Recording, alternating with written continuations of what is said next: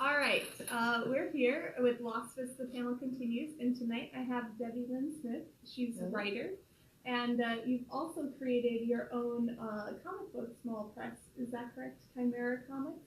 Chimera Press. Chimera Press.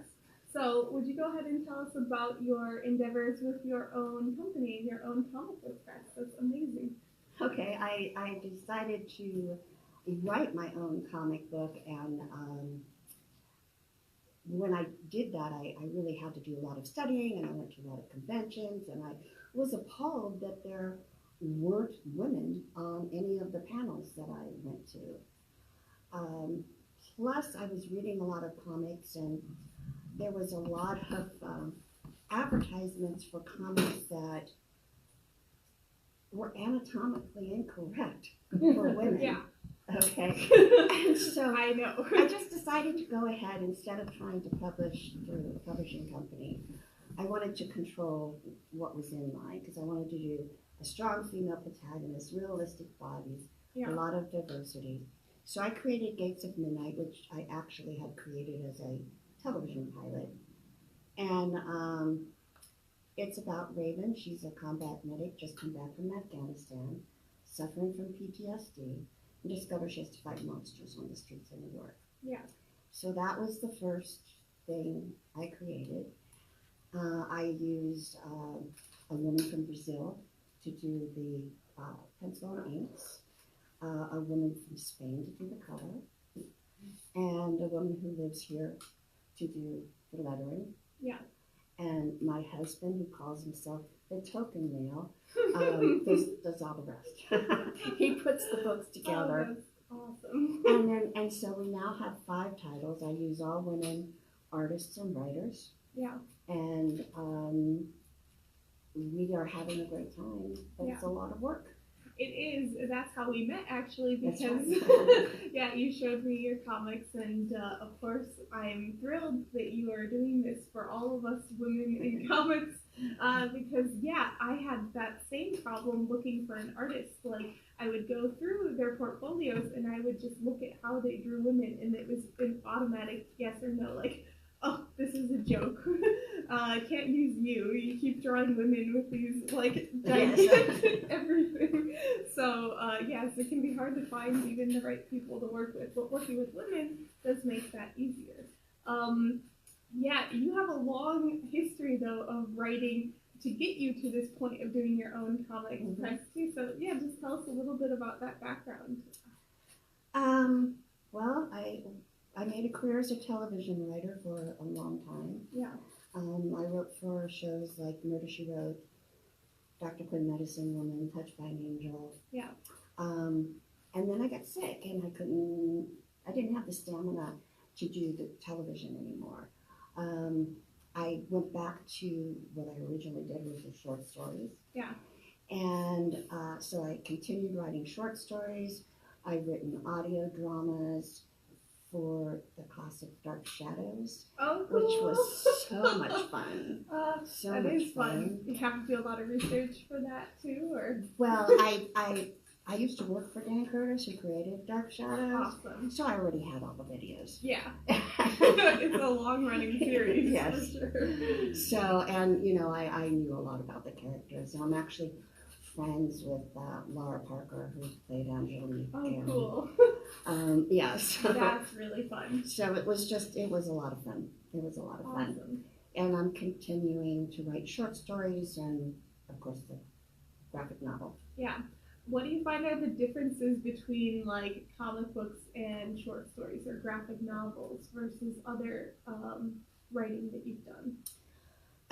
It's a lot different. I mean, everything is different, and I've had novelists come to comic books and think that they can write the comic books, and they can't, because in short stories and novels, words are really important. Yeah. The way you arrange them, the way the rhythm of the sentences, all of that kind of stuff. Yeah.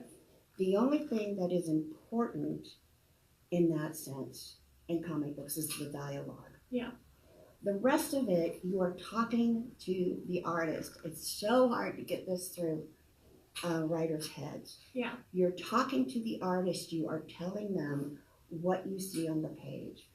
It's different than screenplays or teleplays because you have to tell them what they're wearing, how their hair is if that's important, you know, what the scene is, where they are, what's in the scene, what they're doing in the scene. And a lot of them write, she moves in the door and picks up the coffee cup. I had that problem. Screenplays, the motion difference, it's like you have to describe a single image and capture that little image. Like, what was the most interesting frame of her walking and picking up and drinking that? Well, what is the story? Yeah. You know, and you really have to pare down. When I turned my pilot script into the graphic novel, it was completely different. Yeah. I mean, I cut out scenes, you know, Yeah. and just any fat that... It really helps trim it down, right? It really does. And And the the dialogue has to be so concise. Yeah. Because you can't do more than one line. Yeah. You don't want to Maybe have a two. whole crazy dialogue. The dialogue will cover up the art. Yeah. And the art is what tells the story. And that's the hardest part to get across, is that the art tells the story, not the words on the page. That's an interesting way of saying it. Because, yeah, I've been dealing with this for the past, year and a half. And it is a very different process getting just, communicating through the images on the page. Mm-hmm. And coming from screenplays, that's where I started as well. So I feel your I adaptation made process. a lot of mistakes in my first couple of issues, and there were points where I wrote, a page, and I got the page from Amelia, my artist, who is the most incredible artist. She's been with me from the very beginning, and I looked at the page, and the panels were small, because I put too many panels on the page, and I'm like, this is the pivotal moment of the story. This is what launches my character. Yeah.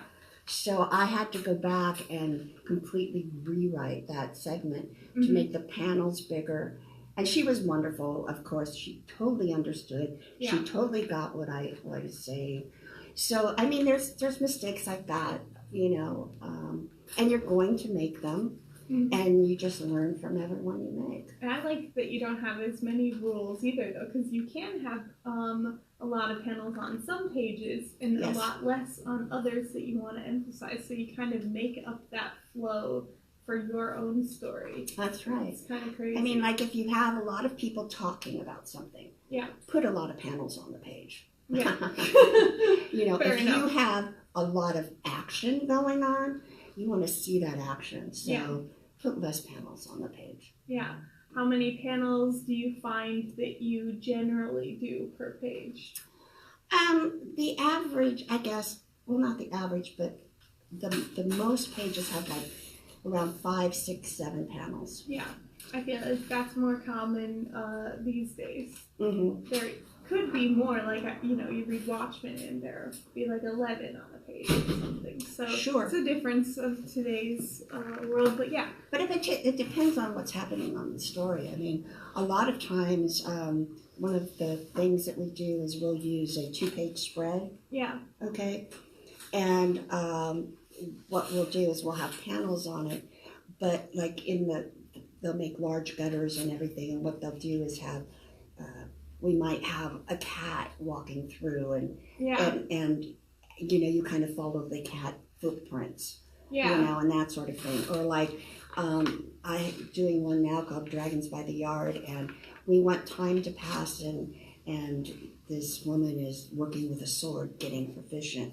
Cool. So we have her going through the gutters. Very cool. That kind of thing. So you just got to figure out what the story needs. Yeah.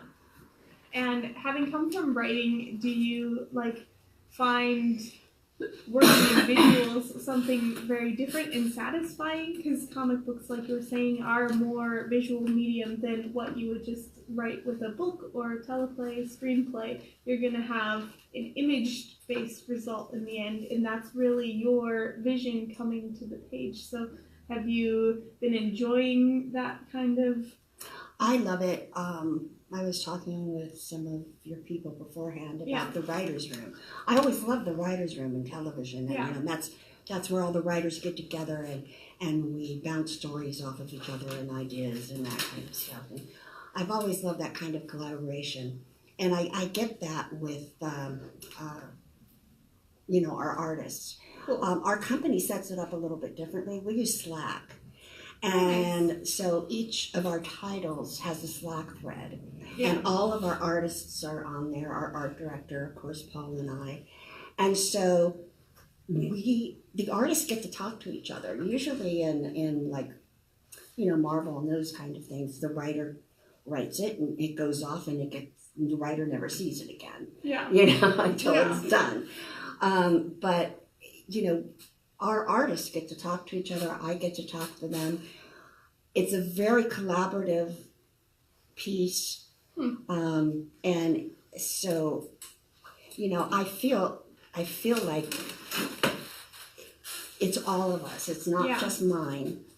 It's not just the artists. It's all of ours. Yeah. And we all have ownership. Yeah. So, does that ever have any problems or difficulties you've had managing it through Slack? Yes. Because I'm curious. It's a great program to eliminate emails and everything, but I haven't used it to manage any projects. Well, I mean, the only problem is if you get a writer who is overly invested. Mm-hmm. You know, that has to be their way. Okay. So, you know, we have found ways to go around that. Yeah. So, yeah. So, do you hire other writers as well? Are you branching out for developing other series? I know you've got, how many comics do you have now? We have 5 different titles. Yeah. And I write Gates of Midnight, and then we have 4 other writers. Okay, that's awesome. What's the cat one? Because that's so cute. You have like a Leon is a genetically engineered cat who's an undercover cop on a space station. So awesome. It's called Pet Noir. Yeah, I think a lot of people here. It's Nick. You would love that one. I brought a couple with me. Yeah. The first 2 issues. Awesome. So how do you go about screening your writers for this? I mean, well, I started with people that I knew. Yeah. People who were novelists. I've only had one novelist successfully make the success. Yeah. Well, because people are interested in writing their novels and they think that comics are easy. You know, and no, that's not true. Nancy Holder, Nancy Holder, who's won all kinds of Bram Stokers, or wrote I think 6 of them. Yeah. And is a New York Times bestseller. Yeah. Is one of our writers. She writes Mary Shelley Presents, and she adapts the short stories of Victorian women horror writers. Cool. She is so good. Yeah. She is so good. I've known Nancy for a long time, and we had talked about this project for a long time. She was just so wanting to do it. So we now we're working on our 4th issue. Nice. And, you know, I keep sending her scripts to the other novelists. Yeah. And saying, look, because her script, the first 3 pages are all about telling the artist where we are, what era we're in. Yeah. This is what you need to know, sending links and that kind of stuff. And then the rest of it, as we go, she still sends reference links and, you know, she talks to the artist. That's cool. So Nancy's great to work with. And then Anne Toole, I discovered, I read Crystal Cadets, which I liked quite a bit. She had written that. And she went to Clarion West, and I went to Clarion West. And so I found her on the Clarion West site. Awesome. And she's also awesome to work with. Yeah. She's done the last couple issues of Pet Noir. Very cool. It sounds like a very fun series to do. Yes. So I'm excited about that for you. I was just thinking, you did mention links in the script, and how common is that to be sending, like, are you talking about, like, reference images and everything? So how much do artists or writers tend to fill pages up with links like that? Well, Nancy really needs to do it because we're writing in a specific time period. Okay. So she's sending links like of the uniform. Yeah. This is what the uniform looked like. You know, and then she'll send a link that says, this is just a reference for the house. It's kind of going to be supposed to look like this. Yeah. It's not exact or anything like that. With me, with Gates of Midnight, I'm using Monsters from Mythology. So I send one link, you know, and I say, just go for it. Yeah. You know, this is what the monster is, so make it your own. Yeah. And she does. And she does. So I'm not that particular. Okay. Yeah, I guess there's not a hard and fast rule for it. It's really communication, like you said, working well with the artist. Yeah, and it depends on how important is it how her clothes are. Yeah. You know, like with Raven, she wears jeans and she wears an old army jacket that was her boyfriend's most of the time. But her signature is her Prada combat boots. Cool.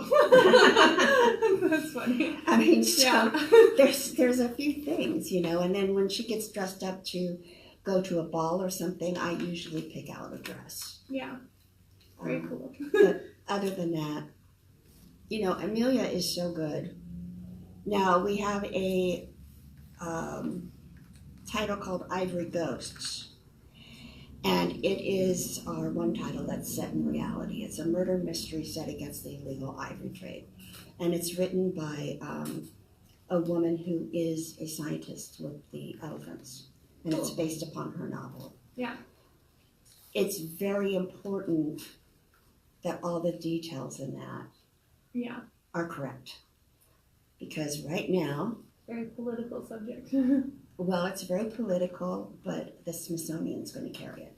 Oh, well, congratulations. Thank you. That's huge. Yes, it is. It's so great. It's yes. huge.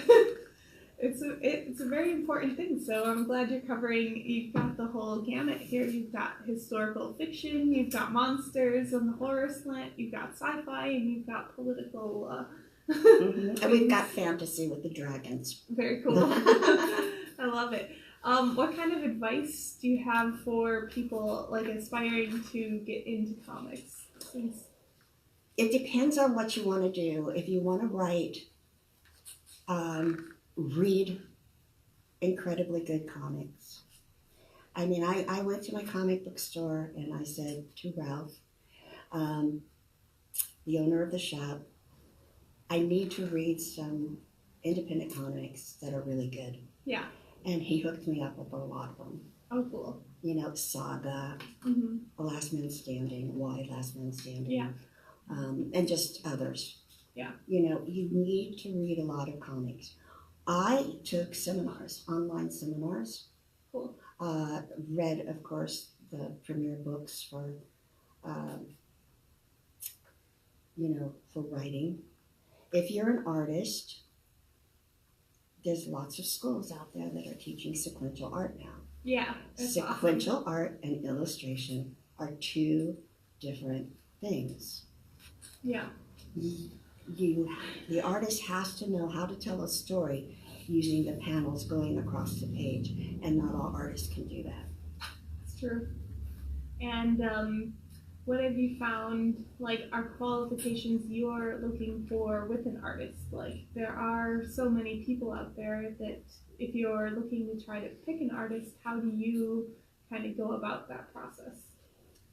When I find somebody, and I go on DeviantArt and I go in all kind of places. That's a good one. And I have to say, it's hard to find women. It's true. Women don't post their stuff. Women, go post your work. Don't be afraid if it's good enough or not. You'll get feedback. You'll get better. It will be good enough eventually. please. But anyhow, Yeah. so I'll find somebody and I look at their sequential art pages. Yeah. And then I'll usually send it to the art director that is going to work with them and to my husband. And we all have to have kind of an agreement that, that this is the one. Do you then commission like a test page, or do you just kind of move forward with the project and pitch that to the artist and see what their availability is? Because, you know, it gets tricky with different people's schedules too, so. We sometimes will have them do a test page. Yeah. It depends on if we're on the fence a little bit. We're not quite sure if they're good enough. Yeah. Or we're not quite sure if they're coming in the middle of something. We're not quite sure if they can match the style. Right. That makes sense. So we'll have them do maybe a test page or some character sketches or things like that. Yeah. But most of the time, if we find somebody, we just sign them. Cool. If they're available, we sign them and we Yeah. get them. And because, That's great. you know, as you said, availability is That's true. and we do have to deal with that. We have to deal with the fact that our artists are also working on other projects, and some of them are their own projects. Yeah. So That can be a competition of time, but it is a large time investment. How much time do you think an average comic issue should take, or the entire graphic novel, if that's how you separate it? If people are looking at budgeting their time. we just did. I just did 2 schedules, and I don't remember how long. Do you know how long, Paul? Depends. Yeah. It can be anywhere from a couple of months to 6 months. Yeah. And for you who couldn't hear him, it said a couple of months to 6 months. Yeah, it depends on the artist. Yep. And the difficulty of what they're doing. Ivory Ghost is a really difficult issue to do. Mhm. It's a book.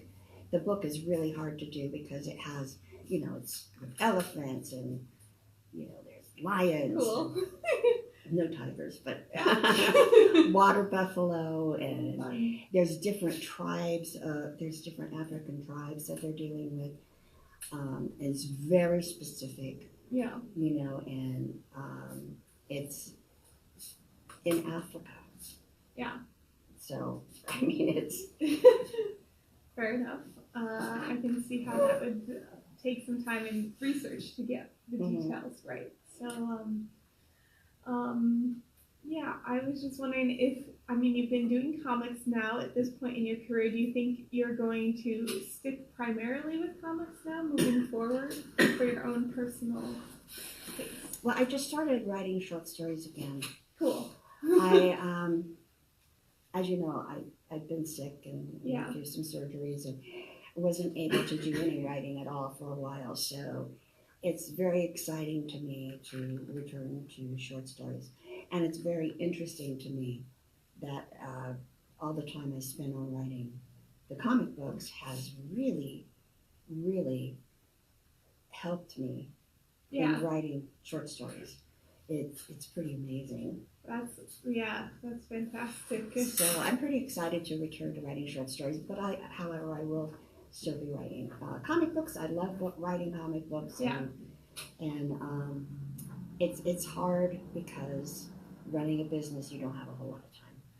True, you're at conventions a lot of weekends. I've seen you at some, and I know you have one this weekend, and yeah, it takes a lot of time just And getting it out there. I edit all the scripts. Yeah. And work with all the writers. Yeah. And so. So you did say that you've found some tools from writing comics that have helped your short stories. Do you have any specific things where you found like, this is a good kind of rule to follow for writing, or little tricks? They're not new rules. Yeah. They're old rules. But I don't think I got them before. Okay. Yeah. And one of them is using strong verbs and adverbs. Yeah. You know, I'm automatically doing that now. Nice. And just, you know, really being concise. Yeah. I do find that I have to work on emotion and stuff more. Yeah. You know, that part, because, you know, you just tell them she's sad or she's crying over the death of her father, or you don't have to put that in a prose form. Exactly. So I still have to really work on that, but I find I'm automatically using better words, Cool. stronger words. Good. So what are the favorite things that you've done, like your favorite works that you've written, some of the things you're very proud of, other than maybe the comics, your writing? I love the Dark Shadows audio dramas. Oh yeah. Where can we get those? Are they on Audible? They're Big Finish. Yeah. Big Finish, because they were done through England. Okay. Yeah. Very cool. Makes sense. Yeah, Big Finish. I love my story in Dark Delicacies. Yeah. It's the very first Dark Delicacies anthology. And, well, I love all of my short stories. They're my babies. Yeah. Yeah. I know how that is. Yeah. Yeah, and so you say you write in. Do you primarily do genre work like horror and science fiction, or do you do the whole gamut? No, I do genre. Yeah. I have no interest. It's more fun.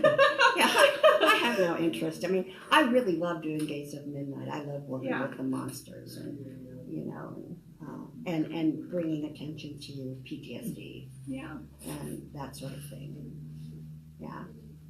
How did you have to do research on PTSD to develop your character? How did you go and get in her headspace and that kind of thing? I did a lot of research on PTSD, but I also did a lot of research on female soldiers who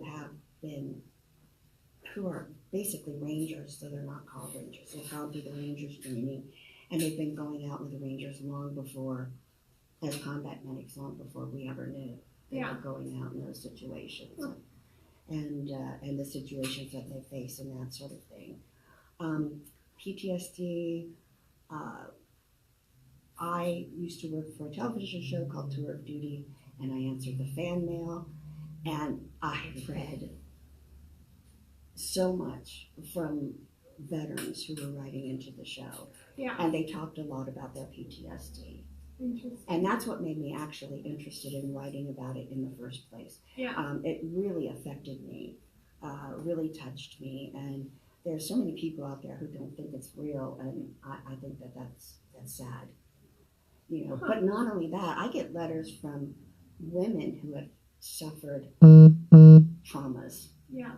and they tell me that they're reading Raven about how Raven handles it, and that sort of thing really helps them, which is like, wow, you know, that's pretty Wonderful. amazing. Yeah.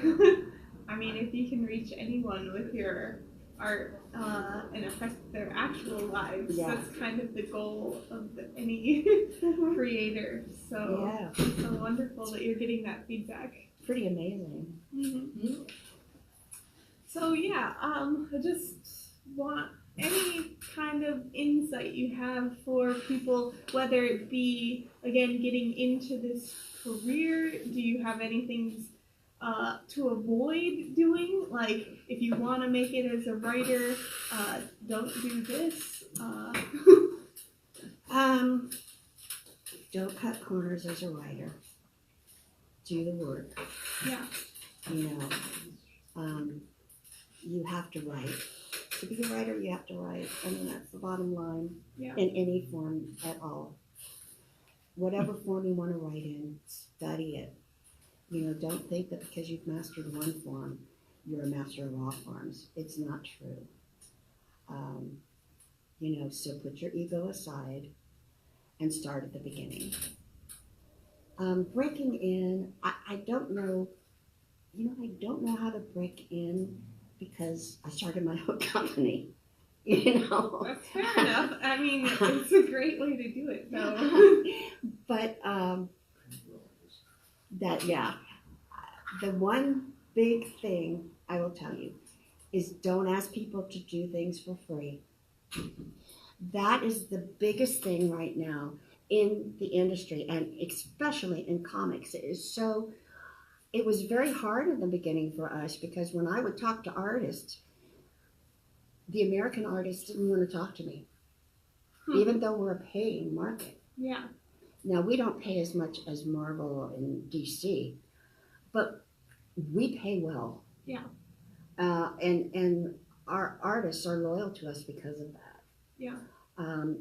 Now, people, if you want to do your own comic book and you want a good artist, you can either collaborate with them and let them have part ownership, or you can pay them and you can keep your ownership yourself.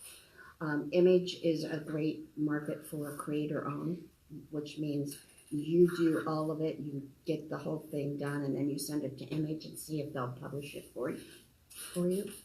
There's a lot of independent comic companies like us who will do creator owned. Now, we haven't done that yet. We have not branched out into creator owned yet. Yeah. Do you accept submissions? Pitches? We accept submissions.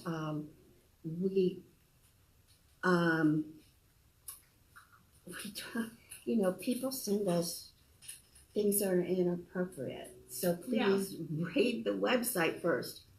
Go to the website and what read is your what website we so we do. can do it? Chimera Press? It's chimerapress.com. It's KYMERAPRESS.com. And so what are submission things that bother you? So people who send us inappropriate material. Okay. With meaning women who either don't have realistic bodies or who are very scantily dressed. Mm-hmm. We do women-friendly comics. Yeah. Okay. Also, we want women protagonists. Yeah. It's not, I don't have anything against the male protagonists. It's just that for us, this is what our niche is. Yeah. And we have people who come to us because they've heard of us to get comics like for their daughters. Yeah. And things like that, because they've heard that we're safe. So yeah. So those are the kind of things that annoy you. Any other things that could be inappropriate with submissions? Do you take just story ideas? Do you need them to propose a team? That kind of thing? Well, no, I don't need them to propose a team. I need them to tell me what they want. If they're going to send me a script, tell me, are you trying to sell me this idea? Do you want it to be creator owned? Do you want to, to be our writer and will own the material? Yeah. Tell us what it is you want. Fair enough. Yeah. Yeah. Because many people send us things and they just don't tell us what they want. Yeah. And actually, it takes up a lot of your time. Absolutely everybody sends us things that don't tell us what they want. Okay, that's strange. And you'll take unsolicited scripts from them? Okay. Now, but some people will send me unsolicited scripts and say, this is a writing sample. Thank you. I love that. Okay, good. Okay, I can read this. I can tell if you can write or not. Not that we're looking for anybody right now, because we go very slowly. Yeah. But we will put it in our, file. Yeah, perfect. And then you know that they would like to be hired as a writer. So, and an artist can send us, the artists are good. They send us links to their portfolios. Cool. We are not adverse to hiring men, but our first choice is women. Yeah. Fair enough. Because we were started as a platform for women. Yeah. And why is this promoting women in art so important to you? I mean, I know why it's important to me and to us, but for you personally to start a whole company on this. Well, I worked in television for a long time, Yeah. and it's not a female-friendly environment. I mean, there are some people who are really wonderful in the television business, but for the most part, I did not find it female-friendly environment.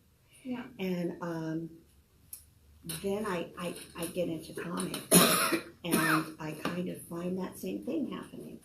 Well, I have the money to do something about it in comics. I don't have the money to do anything about it. I can't write my own television pilot and film it and that sort of thing. So I had the money that I could start the company. Yeah. And it's not just in comics. There's so much happening right now in the world that is anti-women. And it's very upsetting to me. Yeah. And I think it's important in whatever small way a woman can to work with other women to put out their message. Yeah. And Chimera Press's message is that women are strong, women are powerful, and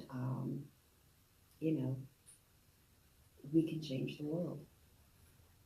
Yeah, I agree, and I think that we can see from when you do hire women, like you said, you get more realistic body portrayals. You don't get ridiculous stereotypical roles that they're in. So just having that kind of point of view allows you to show something the way it more realistically is, and that we don't see often because we're just fed a bunch of images from these companies that and these stories directed by men or that kind of thing that reinforce things that are fictions, fantasies. Mm-hmm. So I do love seeing that from you, so appreciate that.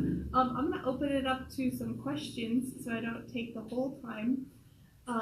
If anyone has any questions. Nick? So are there any things that you've done in starting your company that you really regretted or wanted to do differently once you had more experience?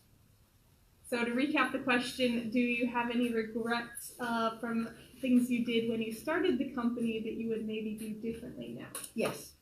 Well, go into them. We're all trying to start some businesses. Okay. That kind of thing.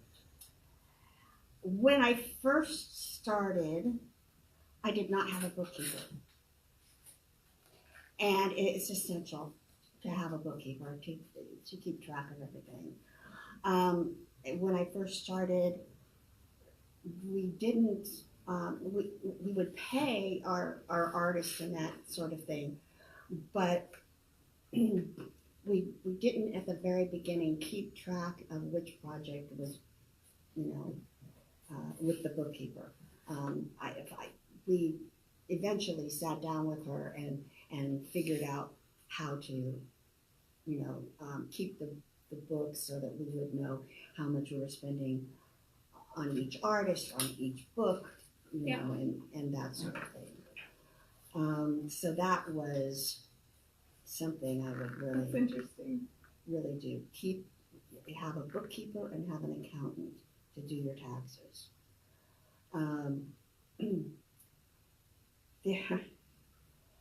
There were a lot of things.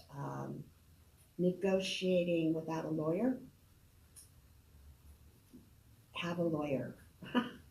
Even if you just use the lawyer to draw up the first contract, you can use that same contract then for everybody else. Yeah. So it's things like that, and we use LegalZoom. Thank God my husband was smart in that area to set everything up. Yeah, it's hard and expensive getting the first contracts. Originally, the company was set up in California. That was a nightmare. So we closed that company and opened it up in Las Vegas, where we live. Oh, that's great. Yeah, because people who don't know, if you do start a business in California, it's what, $700, $800 a year for the LLC. 800 plus taxes. Taxes like you would not believe. Yeah. So it's very hard to set that company up. Mhm. Did you form an LLC then for it? No, we were a corporation. Okay. Very cool. We're a C corp or an S corp? Yes. We have people interested in S-corp. that. We're an S corp. Very cool. Okay. So did she answer your questions there? Perfect. So if we have any other questions? Yes.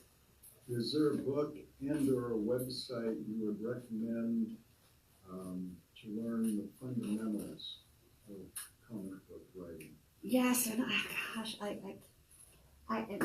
been trying to think of his name. Alan Moore has a great writing one. Alan Moore, but the one that's a little Will more how to write Eisner. comics. Oh, Scott something? It's Scott McCloud? McCloud. Scott McCloud, Yeah. Scott McCloud is amazing. I mean, I learned so much from his book on writing comics. Plus, of course, I did seminars, and I cannot remember who I did the seminars through at this moment. But I can always Yeah, there we go. Perfect. showing him the book. Thanks. Yeah, that's the best book I found, honestly. Making comics. Yeah. Yeah. Yeah, it's a good one. One of the natural things for comics is to go into, have something brought into animation. My aunt was head of the cell department for filmation for years, so I sort of know that industry. What would you like to see in a way of your stuff animated? Pet Noir. I would love to see Pet Noir. Now, we don't own, we have a license for Pet Noir, Yeah. so I have, Patty Nagel would be the one who they would go to negotiate the rights for animation. But I would love to see Pet Noir. It's just too good. Yeah. It'd be a really fun animated series. And Dragons Cat. by the Yard, too, because there's a lot of little dragons. Oh. And that would be a lot of fun, too. If you could do something on television, would you like to be involved? Oh, yeah, I would Like love with your comics? Or with anything? Well, specifically with the genre that the comic books are in, Oh, yeah. only as live action. Yeah, oh, in a heartbeat. Okay, talk to me later. Oh, okay. Cool. Yeah. I actually work with some friends of mine. They have a pilot at ABC right now. Yeah. And we're so good in the room together. So I always go Cool. over and work with them on the outline stages. They write the script, of course, but it's a lot of fun. Yeah. It's not genre, but it's still a lot of fun. That's interesting. We didn't really touch on like pitching your story to anyone, but people kind of have to pitch if they want to submit to you. And you've done a lot of pitching with your different ideas. Do you have any advice on pitching a story? The best thing you could do is have a good log line. Okay. Okay, when we are at a convention Yeah. and we say, Leon is a genetically engineered cat who's an undercover cop on the space station, can't tell you how many people say sold. Honestly, Yeah. honestly, they say sold. Yeah. So have a good log line Yeah. that that will capture the interest and make people read the the summary Yeah. of your idea. Cool. Make them stop with that one line. Say okay, yeah, because that happens all the time at our table. you Yeah. know. That's We good advice. usually do Pet Noir first Yeah.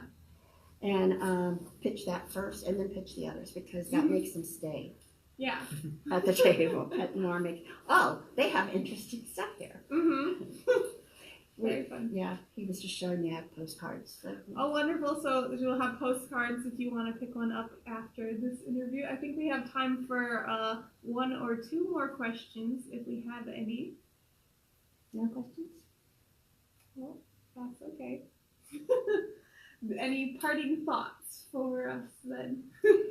It's a lot of fun, looking. Have fun, do it. It's a lot of fun, but it's a lot of hard work.